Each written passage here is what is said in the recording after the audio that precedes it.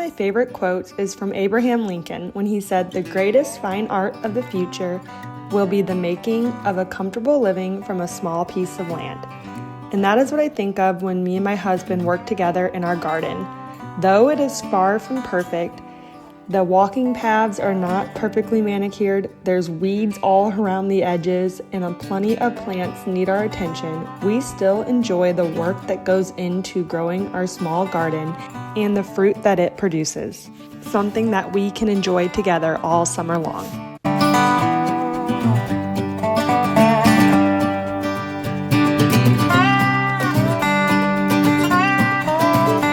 Early spring, we're always really ambitious to do our garden bigger and better than we did the year before.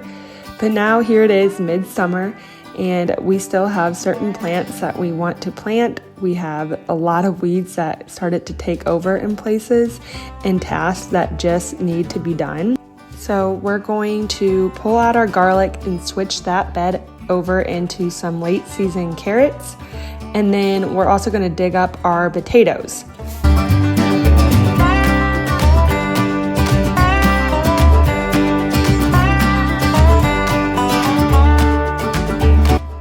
So our garden is basically just several beds divided by a walking path. We don't till any of our garden.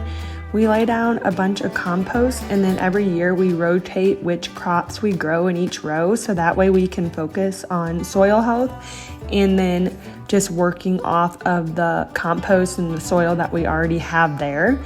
So we're gonna go ahead and pull out this garlic, and then we're gonna convert this bed into more carrots. So the other half of this bed is already some carrots that we have going. So we're gonna try to get some more up so that we have more carrots later on this season.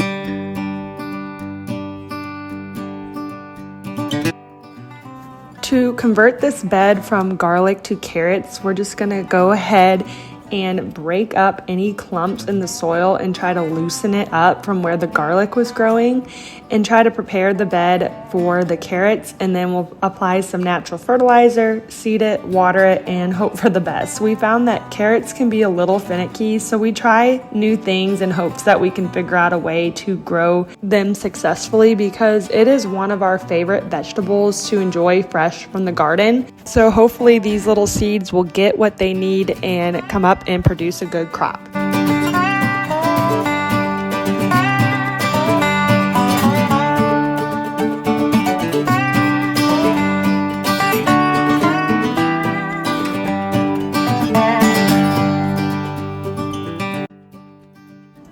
Last year, we planted enough potatoes that we just got through the last of them that I had preserved in our freezer. So we went an entire year without having to buy a single potato, and we eat a lot of potatoes in our household. So another task we're going to get knocked off the to-do list today in the garden is digging up a bed of our potatoes for this year. We've actually planted a couple beds of potatoes, so I'm going to have just as many to go through and preserve or store so that we don't have to buy any potatoes, hopefully for the year to come.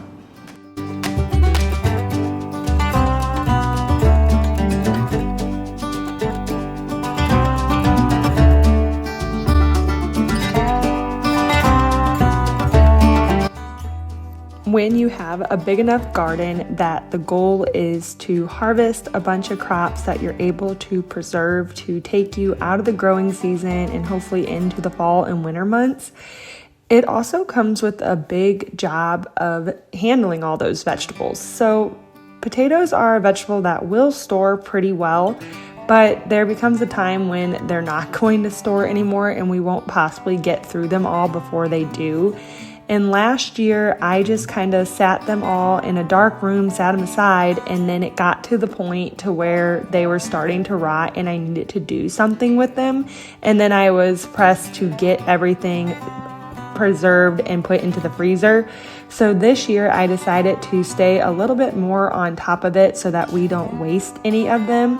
And I'm just going to pull off a few bowls now and not set them in our storage room, just pull them off now and get them prepped and ready for the freezer so that this fall and winter we have potatoes ready to go and ready to enjoy, and I don't have to worry about them rotting in storage.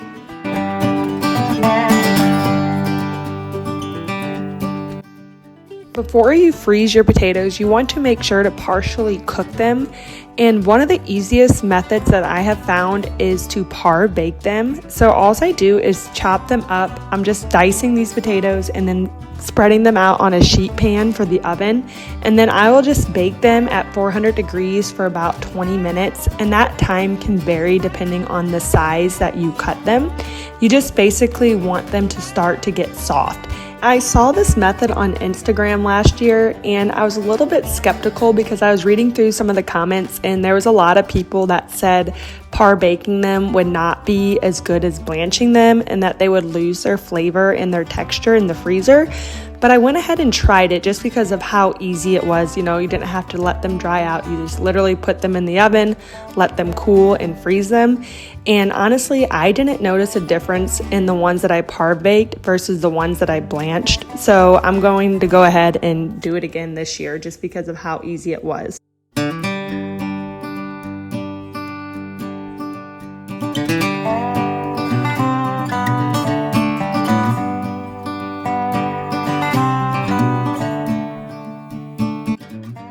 I got this new chopper thing that helps me cut up all my potatoes, and I have been saving a ton of time with this little thing, and it has a setting for thin cut french fries, which I really wanted to try.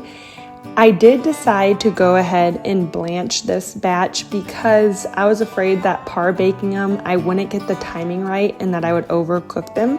So I'm just going to go ahead and blanch them, which is also an easy method. It just has more steps because you want to make sure that after you boil the potatoes, you let them dry out sufficiently before you freeze them. But basically you just get a pot of boiling water going, and as soon as it returns to a boil after you added in the potatoes, you want to go ahead and let it boil for about 2 minutes and then immediately put them in an ice water bowl. That way you stop the cooking, and then you want to lay them out on a tea towel, let them dry really well before you put them out on parchment paper to freeze them.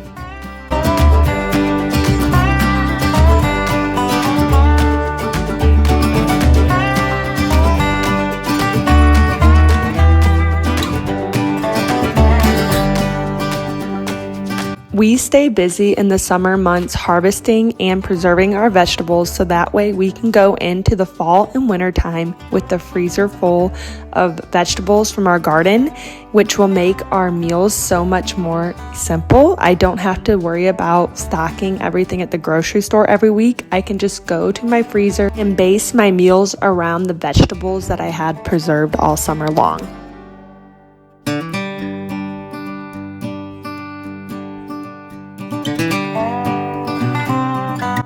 We have pulled so much garlic from our garden that I was feeling a little bit overwhelmed, even though I know garlic will store. But I recently saw someone post on Instagram how they preserve their garlic, and they peel it all, then mince it, and then freeze it in teaspoon-sized portions so that it's easy to get back out of the freezer and use in meals.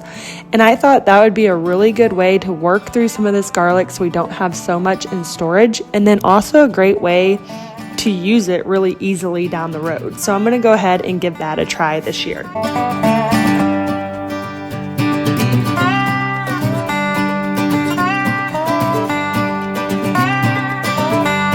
Gardening, much like the rest of farming, is a learning experience from year to year, but you get to enjoy the benefits of your hard work and the effort that you put into it through the crops that you raise. I hope that you enjoyed seeing a little bit of our garden and how we preserve some food for the winter. Thanks so much for watching.